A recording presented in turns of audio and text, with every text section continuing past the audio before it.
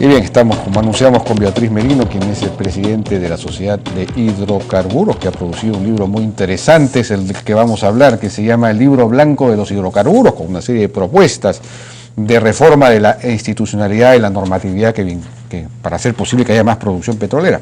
Pero antes de entrar a eso, buenas noches, Beatriz, ¿qué tal? Jaime.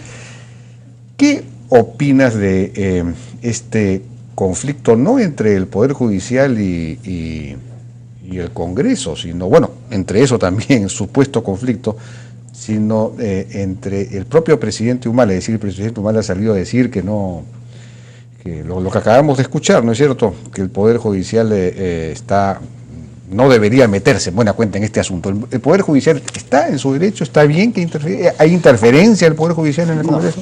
No la hay. A ver, la democracia se define, ¿no es cierto?, como el balance de poderes. Uno tiene el Poder Ejecutivo, que representa al jefe del Estado, tiene el Congreso, el poder parlamentario, y luego el Poder Judicial, que es absolutamente autónomo, porque eso es la garantía misma del derecho. Este es un caso, además, en el que entiendo está en ejecución de sentencia, en realidad, ¿no es cierto?, porque es un amparo que se presenta cuando el presidente García señala que no se le ha notificado los cargos, que o sea, se le ha llamado, pero y se ha violentado, digamos así, su derecho de defensa, no se le ha permitido ejercer su derecho de defensa. Y se pronuncia el juez, se pronuncia la Corte, que le da la razón al juez, y ahora en ejecución de sentencia, el juez declara nulo todo lo actuado. O sea, desde el punto de vista judicial, esos procesos, digamos, si no estuviera de por medio un expresidente y una media comisión, etcétera, uno podría decir es un caso absolutamente fácil de entender para un abogado, ¿no? Lo que creo que no se entiende correctamente es que el proceso político del Congreso no está ajeno al debido proceso. O sea, eso ha sido objeto de pronunciamientos de la Corte Interamericana de Derechos Humanos, ha sido objeto de pronunciamientos del Tribunal Constitucional, ha sido objeto de pronunciamientos de la propia Defensoría del Pueblo.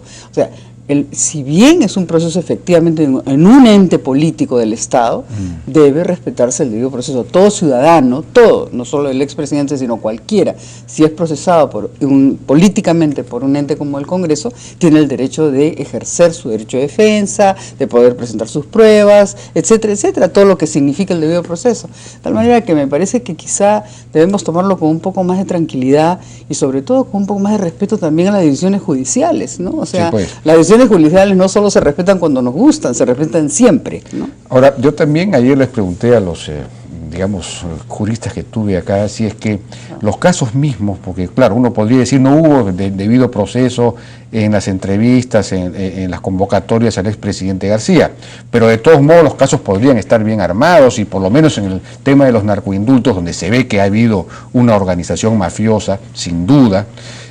La pregunta es si los argumentos para acusar a Alan García por infracción constitucional se sostienen o no se sostienen. Y ellos me dijeron que les parecía que era muy vaga la relación, es decir, muy difícil de sostener, ¿no? Pero claro, eso es algo que debería, si emerge una relación concreta, eso de todos modos eso sí se tendría que... Es que lo que pasa es que en el derecho es tan importante el fondo como la forma, ¿no? O sea, el procesado tiene que estar, tiene que saber, digamos, el presidente Humala debiera saberlo. Yo recuerdo perfectamente cuando vino, por ejemplo, la Defensoría del Pueblo, yo estaba ahí, y él estaba siendo procesado por un caso en particular donde a él se le llamaba como testigo. Él pidió varias veces que se recibiera su testimonial, no se recibió su testimonial y en el último día se le cambió su condición por inculpado. Intervino la Defensoría del Pueblo porque evidentemente se había violado su derecho al debido proceso, ¿verdad? Claro. Entonces, eso es aplicable a todos, a un candidato, a un expresidente, a un ciudadano, etcétera. O sea, a quien quiera que se le viole el debido proceso, tendrá que respetársele en todos los ámbitos, sea en el Poder Judicial, sea en el Congreso, o donde quiera que sea. De tal manera que yo creo que debemos tener, me parece, un poco más de tranquilidad en este tipo de temas y quizá quitarles un poco esta connotación de la pequeña lucha política, ¿no? Para respetar además lo que es el Poder Judicial, que si no lo respetamos, pues no estamos respetando nuestra democracia, ¿no? Ahora, en el Poder Judicial ya hay un proceso abierto por el tema de los narcoindultos. Claro, y eso se verá y me imagino que si ahí aflora alguna relación que pueda comprometer directamente al presidente García, será incorporado en el proceso. Sin duda, ¿no? Claro que sí, ya está judicializado y eso tendrá pues ahí por ejemplo, ¿qué es lo que uno puede pedir? Celeridad, ¿no? Claro. O sea, lo que uno puede pedir ahí es celeridad, ¿no? Que se actúen todas las pruebas y se puede transparencia y celeridad, corrección en el actuar del Poder. Ahora, el Poder Judicial no ha dicho no se le investiga a Alan García, ha dicho que se lo haga con debido proceso, o sea que todavía, bueno, ya se le acabó el plazo a esa comisión, pero de repente pues se le puede extender para que lo hagan bien, no lo sé.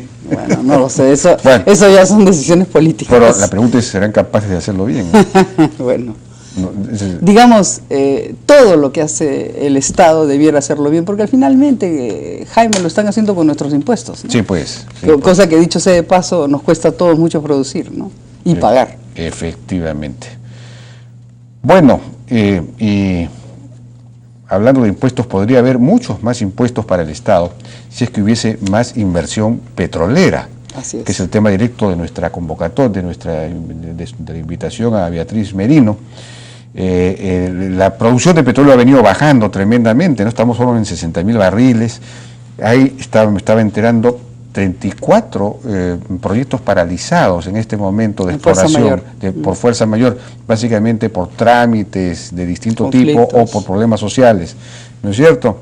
Y entonces ustedes han elaborado, ustedes son la Sociedad Peruana de Hidrocarburos, que reúne a todas las empresas. 17 empresas de exploración y explotación, lo que le llaman el upstream, ¿no? Upstream, ya.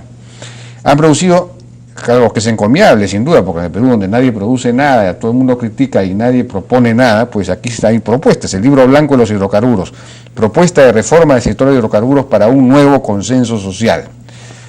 Bueno, es un trabajo bien hecho, largamente elaborado. En esencia, ¿qué están proponiendo ustedes? A ver, lo primero que quisiera decir, y agradezco las palabras, Jaime, porque efectivamente este gremio se creó hace un año, justamente un año, que es cuando me encargaron este trabajo. Y yo acepté por varias razones, principalmente porque eso es un problema del país. No es bueno para el Perú tener una producción petrolera declinante, no es bueno para el país que 2 de cada 3 barriles de crudo que se consumen en el Perú tengan que ser importados. Claro. O sea, eso hace que tengamos una balanza comercial deficitaria de miles de millones de dólares y además impide que nosotros podamos, digamos, beneficiarnos con el canon, los impuestos y el sobrecanon de regalías que podrían ser largamente incluso superiores a las que son, en este caso de la minería, porque las tasas, como tú sabes, son bastante más altas.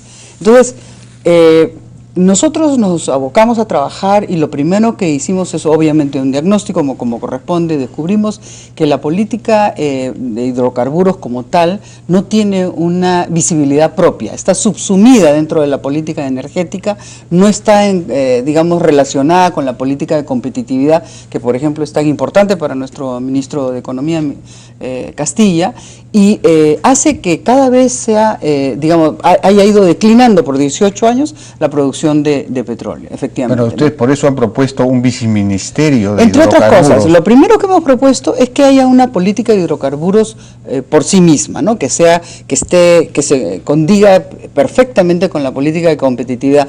No puede ser que en el Perú, ¿no es cierto?, viene una empresa petrolera, descubre petróleo, le toma 16, 17 años sacarlo, en Colombia le toma 3 o 4, en Brasil le toma 5. Claro, una vez que ya sabe que el petróleo está ahí. Porque le toma 17 años empezar a sacarlo. Exactamente. Por ejemplo, el petróleo que han sacado ahora último en uno de los lotes en Iquitos, tiene como 17, 18 años desde que se descubrió que el petróleo estaba ahí. Puede ser, es así, es así. Entonces, pero ¿a quién hay que colgar? Esa es la pregunta. No, a nadie. A nadie. Entonces no vamos avanzando.